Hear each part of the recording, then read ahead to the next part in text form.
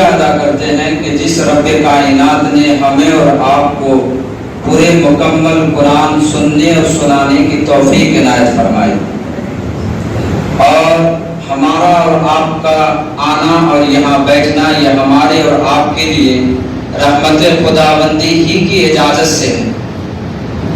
میرے محترم بزرگوں، میں آپ کا زیادہ وقت نہ لیتے ہوئے قرآن کریم کا ہم پر حق کیا ہے، اس کا رائٹس کیا ہے، اس کے حقوق ہمارے اوپر کیا ہے۔ جس طرح کوئی انسان کہتا ہے کہ یہ زمین ہماری ہے،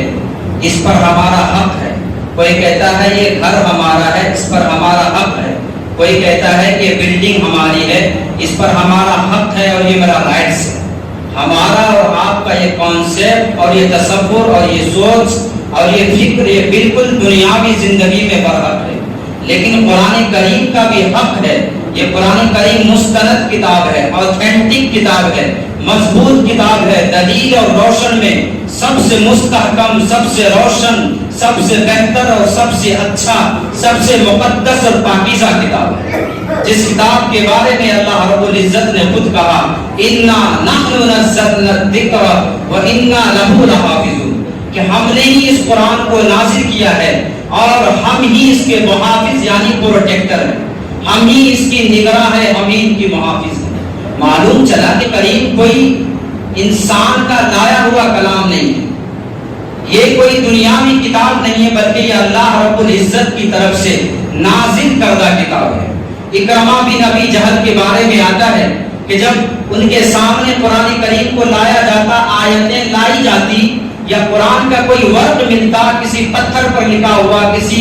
پیج پر لکھا ہوا، کسی پتی پر لکھا ہوا، تو اکرمہ بن ابی جہل کے بارے میں آتا ہے کہ وہ اس قرآن کریم کو سینے سے لگا لیا کرتے تھے، سروں پر رکھ لیا کرتے تھے اور کہتے تھے ھذا کلام ربی ھذا کتاب ربی، کہ یہ کوئی بشر کا کلام نہیں ہے، یہ کوئی انسان کا کلام نہیں ہے، بلکہ یہ کوئی اس کائنات کے بنانے والے کا کلام ہے اور اس اللہ رب العزت کا کلام ہے کہ جس کے ایک ہونے میں کوئی شک اور شبہ نہیں۔ اسید بن عزیر کے بارے میں آتا ہے کہ آپ ایک مرتبہ کی بات ہے، روایتوں میں آتا ہے کہ آپ ایک مرتبہ تلاوت کرتے ہوئے نظر آتے ہیں، آپ اپنے گھروں میں رات میں تلاوت کرتے ہیں، آپ کے بچے بھی ہوتے ہیں اور آپ کے جو گھوڑے ہوتے ہیں، سواری کا سامان، ہتھیار کا سامان ہوتا ہے، وہ گھوڑا باہر میں آپ کی قرآن کی تلاوت کو سن کر بلک جایا کرتے تھے، یعنی کہ آواز نکال لیا کرتے تھے، چیخے مارا کرتے تھے۔ بارہا اسی طرح ہوتا رہا اور اسید بن عزیر تلاوت جب آواز سے کرتے تھے تو وہ گھوڑا بلک جایا کرتے تھے، اسے ڈر ہوتا تھا۔ تو ایسا تو کہیں نہیں ہے کہ کوئی خوف یا کوئی خائف یا سہما ہوا ہے کہ قرآن کی تلاوت کو سن کر وہ گھوڑا ڈر جاتا ہے۔ وہ کیا کرتے تھے؟ قرآن کی تلاوت کو پست کر دیتے تھے، آواز کو نرم اور مدھم کر دیا کرتے تھے۔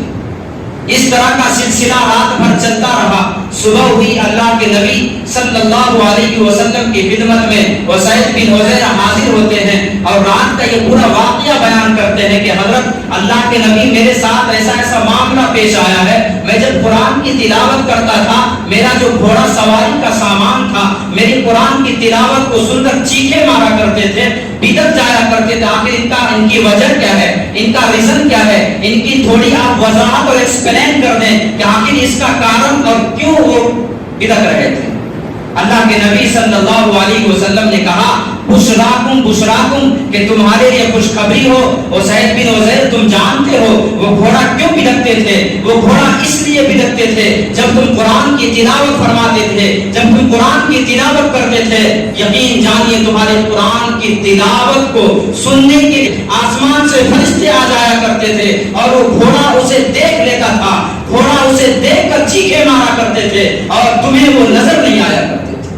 یہ تمہارے لیے خوشی کا مقام ہے کہ تم زمین پر قرآن کی تلاوت کر رہے ہو، آسمان سے فرشتے کلام لگا کر تمہارے قرآن کی آیت کو سننے کے لیے بیتاب اور حیران اور ششدر ہے۔ اللہ اکبر! وہ کیا صحابہ کرام تھے جو قرآن کی تلاوت کو سن کر ان کی عظمتوں کو سینے میں بیٹھا کر ان کی فضیلت پر عمل کر کے انہوں نے اپنی دنیاوی زندگی کو کامیاب کر لیا اور اللہ تبارک و تعالیٰ نے انہیں مستع اور خوشخبری سنایا۔ رضی اللہ عنہم ورضوا عنہ کا اسے سرٹیفکیٹ دیا گیا۔ آج ہم اور آپ ہیں جو قرآن کی تلاوت کو کتنا سنتے ہیں، اگر سنتے بھی ہیں تو اپنے بچے کو، اپنے آپ کو کس طرح قرآن کی تلاوت پر ابھارتے ہیں۔ میرے دوستو، ہے قول خدا ارشاد نبی، فرمان نہ بدلا جائے گا، ہے قول خدا ارشاد نبی، فرمان نہ بدلا جائے گا، بدلے گا زمانہ لاکھ مگر قرآن نہ بدلا جائے گا۔ یہ قرآن کریم پوری دنیا کے لیے سلامتی کا میسج ہے اور اچھائی کا درس دیتا ہے، اور کہا جو انسان قرآن سے وابستہ ہو جاتا ہے اللہ اس کے لیے راستہ کو ہموار کر دیتے ہیں۔ جو انسان قرآن کو اپنی زندگی میں لانا شروع کر دیتے ہیں اللہ تعالیٰ ان کی زندگی کی ہر مشکل راہ کو آسان کر دیتے ہیں۔ میرے دوستو، یہ قرآن یقیناً ایک ایسی معجزہ والی کتاب ہے کہ جس میں کوئی شک اور شبہ کی بات نہیں۔ میں نے قرآن کریم کی اور سورہ جن کی اس پر ختم کروں گا کہ میں نے سورہ جن کی ایک آیت پڑھی، قُلْ أُوحِيَ إِلَيَّ أَنَّهُ اسْتَمَعَ نَفَرٌ مِّنَ الْجِنِّ فَقَالُوا إِنَّا سَمِعْنَا قُرْآنًا عَجَبًا۔ اس کا خلاصہ یہ ہے کہ جب قرآن کریم کو جناتوں نے سنا جو سرکش اور شیاطین کی شکل لیے بیٹھے تھے، جب انہوں نے قرآن کی تلاوت کو سنا تو یقین جانیے ان کی زبان اور انہوں نے یہ کہنے پر مجبور ہو گیا کہ انا سمعنا قرآنا عجبا، کہ ہم نے عجیب قرآن سنا ہے۔ یہ کوئی انسان کا کلام نہیں لگتا، یہ کوئی بشر کا کلام نہیں لگتا، بلکہ یہ کلام ربانی ہے، یہ کلام کتاب ربانی ہے، اس میں کوئی شک اور ڈاؤٹ کنفیوز کی کوئی بات نہیں۔ یہیں تک بس نہیں کیا، جنات کی پوری ٹیم اور ان کی پوری جماعت، پورا گروپ جب قرآن کی تلاوت کو سنتے ہیں تو کہتے ہیں کہ قرآن عجیب کتاب ہے، اور کہا کہ فآمنا بھی، اور انہوں نے اس قرآن کی تلاوت کو سن کر پوری کی پوری جماعت ایمان لے آتے۔ اللہ، وہ جنات جو سرکش اور شیاطین کا محور اور مرکز ہوتا ہے، جانیے قرآن کی تلاوت سنتا ہے، قرآن کی آیات کو سنتا ہے تو فآمنا بھی، اور کہتے ہیں وَلَن نُشْرِكَ بِرَبِّنَا أَحَدًا، کہ ہم یا اللہ آج سے ہم کسی کو شریک نہیں کریں گے، ایک ہی حق ہے، ایک ہی اللہ کی وحدانیت ہے، ایک ہی بار الہ کی پوری زندگی اور پوری کائنات پر ڈنکا بجنے والا ہے، وَلِلَّهِ الْوَاحِدِ الْقَهَّارِ، اور وہ ایمان سے سرفراز ہو جاتے ہیں۔ اللہ اکبر، یقین جانیے وہ جنات سن کر قرآن کی تلاوت کو اپنی زندگی کو بدل دیتے ہیں، لیکن آج صبح سے شام تک، شام سے صبح تک ہماری زندگی قرآن کی تلاوت میں لگی ہوئی ہوتی ہے، ہمارا اور آپ کا مشغلہ قرآن کی تلاوت سے سننے میں لگتا ہے، لیکن آج ہم قرآن کو سن کر بھی ایمان نہیں لائے۔ کہاں ایمان لائے؟ آج ہم قرآن کو سن لیے، پورے مہینے میں مکمل قرآن اور 11 مہینے ایک صفحہ دیکھنے کی بھی نوبت نہیں ہوتی۔ پڑھنے کی بات تو درکنار،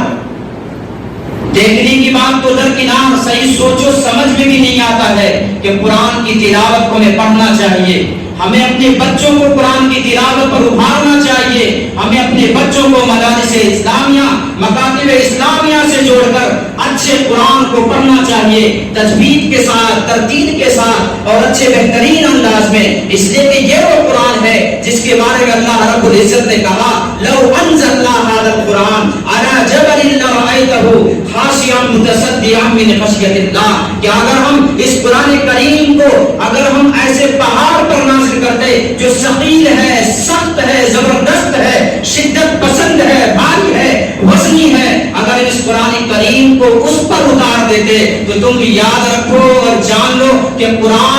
اس قرآن کو اترنے اور وہاں پر نازل ہونے کی وجہ سے وہ پہاڑ ٹکڑے ٹکڑے اللہ کے ڈر سے ہو جاتے، دبے ہوئے ہو جاتے، اور وہ قرآن ایسا ہو جاتا جیسا کہ بھوسا نظر آتا ہے۔ اس لیے میرے محترم بزرگوں، نوجوان ساتھیوں،